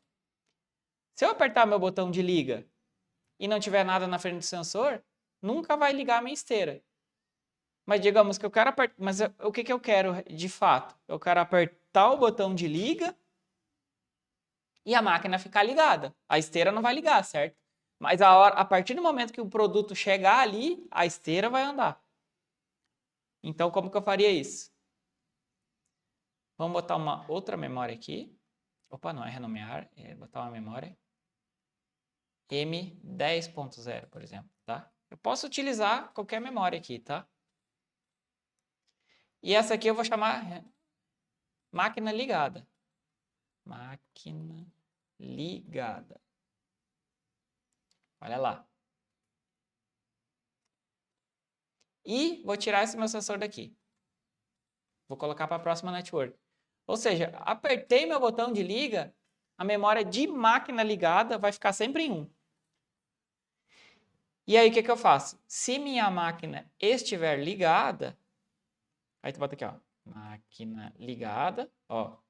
Se a máquina estiver ligada e acionar o sensor S1, aí sim vai acionar a minha esteira, que é a Q 0.0, certo? Ó, Q 0.0. Entendeu a lógica da coisa? Eu aperto o botão de liga, ele vai executar a instrução 7 nessa memória, ela vai ficar sempre em 1, a memória é 10.0. Eu liguei a máquina. E se eu não me engano, esse cara aqui, no exercício, ele tem um botão de máquina ligada aqui, ó. Que é a saída Q3. Se a gente olhar aqui no... Ó, nosso exercício, a saída Q3 já é um bit de máquina ligada, tá? Vamos ler o exercício aqui, ó. Ao fazer a programação, um novo equipamento, a máquina transportadora de peças, sua programação aqui, ao pressionar o botão de Start, esteira M1, aguarde existir peça no sensor S1 e liga. Quando a peça chegar no sensor S2, desliga. Então, a esteira M2 vai lá, passa a lâmpada. A lâmpada liga quando o ciclo estiver em funcionamento e o botão Stop finaliza o ciclo. Ou seja, ó, eu apertar o botão de liga, eu coloquei a memória 10.0, eu chamei de máquina ligada, certo? Mas eu poderia usar direto a saída Q 0.0, 0.1, seria Q 0.2, aqui ó, Q 0.2, que seria a máquina ligada. Eu ia usar uma memória interna para isso, mas eu posso usar a saída direto, e eu posso usar esses contatos da saída durante o programa, quer ver? Ó? Vou botar aqui máquina ligada, vai ver que ele vai colocar máquina ligada a 1, porque já existe ataque em máquina ligada que é M10.0. Mas não tem problema, tá? Eu não vou mais usar ela, mas beleza. A partir do momento que eu apertar o botão B1, ele vai ligar a saída Q0.2, que é a máquina ligada, certo? E, vamos lá, máquina ligada, que é aqui. E aqui, ó, se a Q0.2 estiver ligada, tá? E esse aqui 0.2 é aquele LEDzinho, é uma luzinha, tá? Ela vai ficar ligada, é um botão, uma luzinha que vai ficar no teu painel, tá? Que é o que tá pedindo no exercício. Enquanto esse cara tá ligado, ele já vai dar a condição aqui. A hora que ligar o sensor S1, vai ligar a esteira, certo? Porém, a hora que o sensor S1 apagar, a esteira vai desligar. Eu tenho que dar um 7 na esteira também. E a esteira vai ficar ligada, ligada, ligada, até chegar no sensor S2. Ao chegar no sensor S2, que vai ser a memória M0.2, por exemplo, ó, M0.2,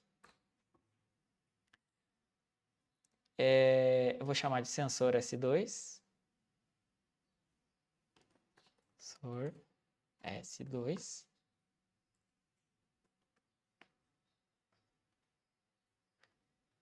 O que ele vai fazer? Ele tem que desligar a minha esteira S1, olha só, que é aqui 0.0, e a instrução é reset. Porque ele tem que desligar a minha esteira, o motor 1, e ligar a esteira 2. Aí eu faço aqui, coloco esse cara aqui, boto esse cara aqui, e a minha esteira 2 é aqui 0.1. Aqui 0.1. Vamos renomear, que o nome dela vai ser motor M2, motor M2, esteira 2.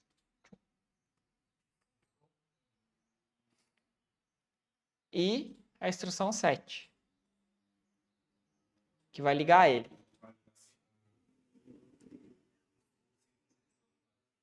Isso.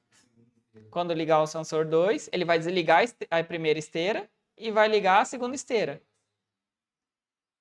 Já está quase pronta a nossa lógica. A partir daqui, eu acho que vocês conseguiram entender como que funciona? Ó, aqui tá... Eu não terminei ela, tá? Apertei o botão de liga, eu liguei o LED de máquina ligada e eu já sei que a máquina está ligada. Porque ó, aqui, ó, esse cara aqui eu vou ler, ó, a máquina está ligada. Quando acionar o sensor S1, vai acionar a esteira 1. Vai ligar a esteira 1, vai ficar ligada eternamente. Quando chegar no sensor S2, ele vai desligar a esteira 1 e vai ligar a esteira 2. Aí o produto vai começar a andar. Agora quem manda é vocês. Mas conseguiu entender a lógica da coisa, né?